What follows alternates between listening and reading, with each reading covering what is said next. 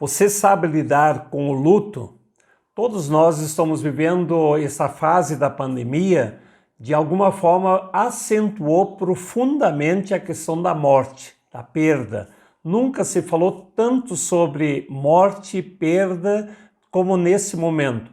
A perda e a morte sempre fez parte da jornada humana, mas agora virou grande foco pelo contexto da pandemia que nós estamos vivendo. Isso faz com que muitos de nós entramos numa angústia interna ou medo profundo, porque nós ainda não aprendemos a lidar com esse fechar o ciclo. Nós aprendemos a nascer, mas nós não aprendemos a morrer. Nós aprendemos que a pessoa entra na nossa vida, mas nós não aprendemos ainda que a pessoa um dia sai da nossa vida. Ou que eu entro na vida da pessoa, mas um dia vou sair da vida das pessoas. E isso ainda é um grau de consciência que todos nós precisamos desenvolver mais.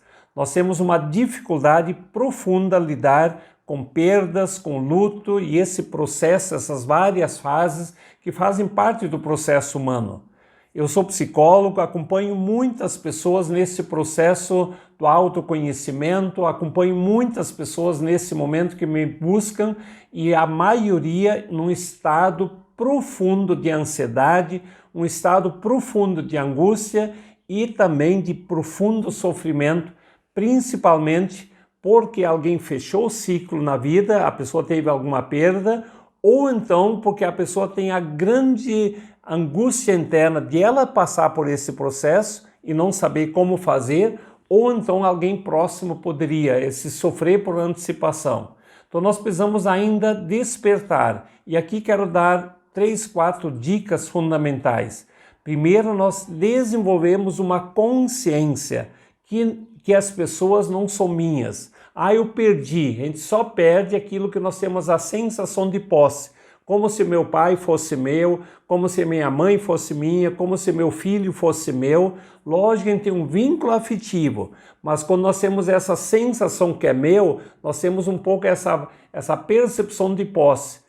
E quando a gente tem a sensação que é meu, normalmente nós não cultivamos do jeito que nós poderíamos ter cultivado. Eu gosto muito da imagem, as pessoas são um presente na nossa vida. Então, se eu faço parte da minha família, se eu faço parte da empresa com os colaboradores, os meus amigos, são tudo um presente.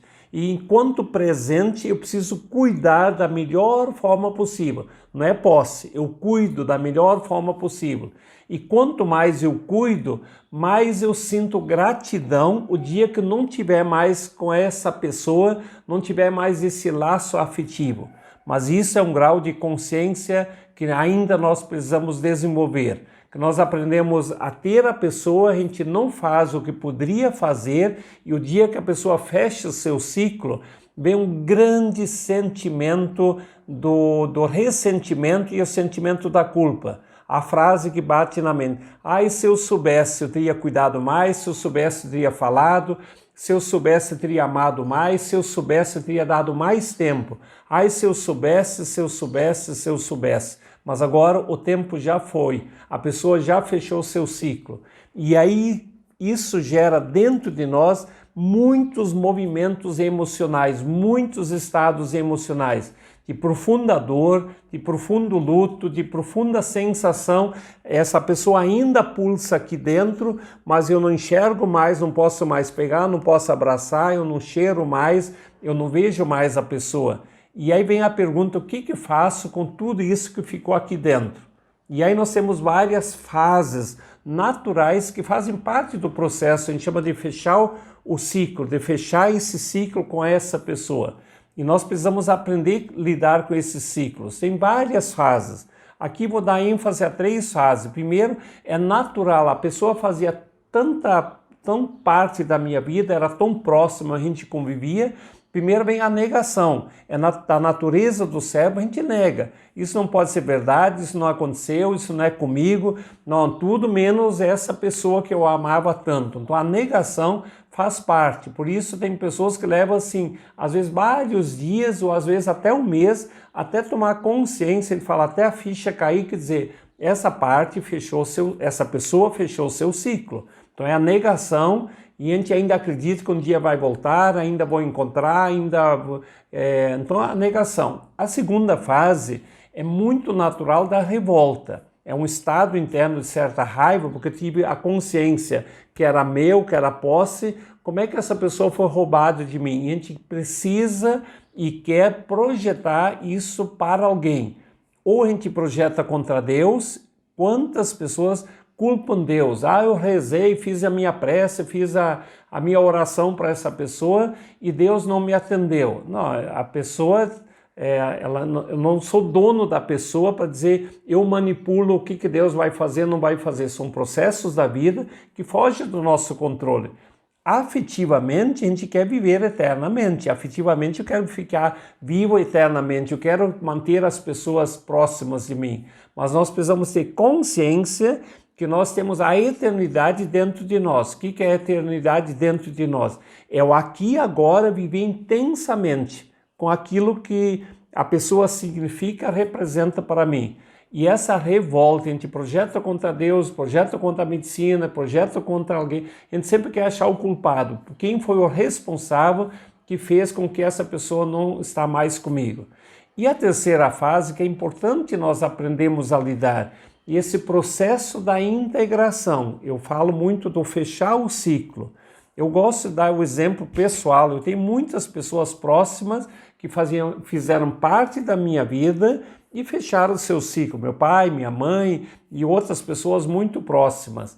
É como aprender a lidar com a pessoa, aquilo que ficou aqui dentro. Eu gosto da frase, o meu pai continua vivo aqui dentro, a minha mãe continua viva aqui dentro. E se tem alguma parte não bem resolvida, não adianta eu ficar anos e anos em ressentimento, com raiva contra meu pai, contra minha mãe, porque eles já estão em outro estágio, em outro processo. Nessa jornada humana, eu preciso olhar para mim e a pergunta é o que eu faço com aquilo que está aqui dentro. Eu preciso fazer as pazes com meu pai que está aqui dentro, eu preciso perdoar a minha mãe se tem algo machucado, eu preciso falar para a minha mãe interna e se silenciar interno e aprender a processar isso até organizar minha casa interior e a minha vida continua num fluxo mais natural, mais tranquilo, tendo consciência que essa pessoa que fazia parte da minha jornada, nesse momento não está mais comigo. Mas como eu vou continuar a minha vida num fluxo saudável, natural. E muitas pessoas perdem o sentido da vida, perdem o foco da sua jornada, porque olham para trás e querem voltar ao passado, querem voltar naquele tempo. E principalmente é um sentimento de arrependimento. Eu poderia ter feito, não fiz, podia ter dado mais tempo, podia me ter dedicado mais, e quanto as pessoas ainda sofrem com isso. Por isso, a minha dica hoje aqui, aprenda a desenvolver a consciência. Nós somos seres humanos numa jornada humana, mas esse ciclo um dia vai fechar. O meu ciclo vai fechar, o teu ciclo vai fechar. Então, a grande pergunta é como vou lidar com as pessoas que fazem parte de mim? E um dia que elas fecharem o ciclo, desenvolver o sentimento da gratidão. Se a pessoa veio até mim, é um presente. O que eu faço com esse presente? Como cultivo todo dia esse presente?